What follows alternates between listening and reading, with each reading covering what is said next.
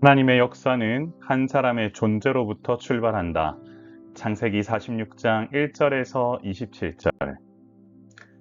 사랑하는 성도 여러분, 명절 잘 보내고 계십니까? 야곱이 모든 또한 소유를 이끌고 가는 이 여정을 통하여서 우리의 삶도 한번 살펴보면 좋겠습니다. 야곱이 소유를 이끌고 브엘세바에 이르렀지요. 그곳은 아버지 이삭과 연결된 브엘세바로 그는 거기에 멈춰 하나님께 희생 제사를 드렸습니다. 이는 큰 결정을 앞두고 자신의 뜻이 아닌 하나님의 뜻을 묻기 위해 이와 같은 모습을 보였던 것입니다. 이에 하나님께서는 이상 중에 나타나 야곱아 야곱아라고 부르시며 응답하셨고, 야곱은 이에 내가 여기 있나이다 라고 또한 대답했습니다.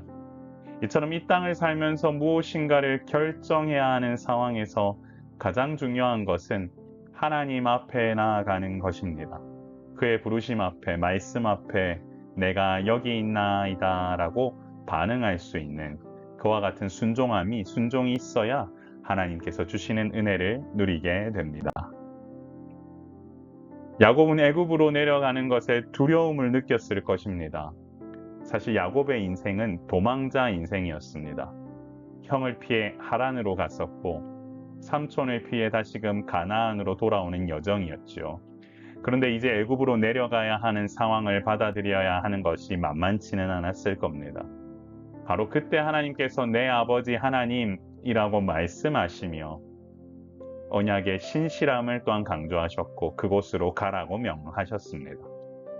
또한 그곳에서 큰 민족을 이루겠다고 약속을 주셨고 언젠가는 다시금 돌아오게 될 것이라고 또한 말씀하십니다. 뿐만 아니라 야곱의 오랜 소원이었던 요셉의 품에서 평안히 눈을 감게 되리라는 개인적인 복까지도 약속하십니다. 이처럼 하나님의 부르심에 이끌리어 동행하는 것이 가장 중요하지요. 동행은 복의 통로가 되는 유일한 길입니다. 하나님의 말씀에 힘입은 야곱은 브엘세바를 떠나 애굽으로 향했습니다. 주목할 점은 이동 수단이었는데요. 그들은 바로가 보내준 수레를 이용했는데 하나님의 인도하심 속에서 떠나는 왕의 행렬이 된 것입니다.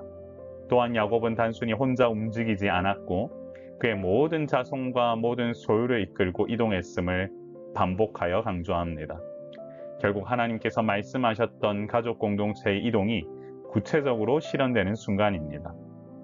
이처럼 약속을 붙들고 가는 삶은 하나님의 인도하심 가운데에서 놀라운 일들을 경험하게 됩니다. 하나님의 축복을 경험하는 삶, 하나님의 인도하심을 경험하는 삶 속에서 놀라운 역사를 우리는 보게 될 것입니다. 창세기 46장 8절에서 27절까지 야곱과 함께 애굽으로 내려간 70명의 가족 명단이 나옵니다. 여러분, 족보나 명단이 나오면 그 한 명 한 명이 얼마나 중요하다라는 것을 여러분 먼저 아셔야 됩니다. 바로 이 부분은 하나님의 신실하심과 놀라운 섭리를 담고 있는데요. 하나님께서 앞서 야곱에게 큰 민족을 이루겠다고 하셨습니다. 바로 이 가족의 이름이 장차 애굽에서 수백만 명의 이스라엘 백성이 될 씨앗이 된 것이지요. 또한 이 70명이 기근이라는 고난을 피해 애굽으로 피난했습니다. 이것은 하나님의 특별한 보호하심 아래에서 이루어진 언약의 보존이었습니다. 결국 하나님의 역사는 한 사람의 존재로부터 출발합니다. 한 사람을 통해 큰 그림을 그리시는 하나님의 섭리의 주인공으로 사는 것보다 여러분 놀라운 인생은 없습니다. 사랑하는 성도 여러분, 하나님의 역사는 한 사람의 존재로부터 출발합니다. 야곱은 두려움 때문에 다시금 하나님 앞으로 나아갔습니다. 그러나 하나님은 야곱에게 두려움을 제하라고 하시며 믿음으로 애굽의 길에 걸어갈 것을 명하시죠. 놀랍게도 그 길은 하나님께서 그려놓으신 큰 길로 보이지는 않지만 그곳에는 하나님의 섭리가 있는 길이었습니다. 이후 한 사람의 이름을 통한 씨앗이 큰 민족을 이루는 계기가 되었습니다. 이처럼 하나님의 역사는 하나님께서 부르시는 한 사람의 존재로부터 출발한다는 사실을 기억합시다. 그들을 통해 하나님은 역사를 이루어 가시고 하나님께서 보이시는 놀라운 일들을 보게 하십니다.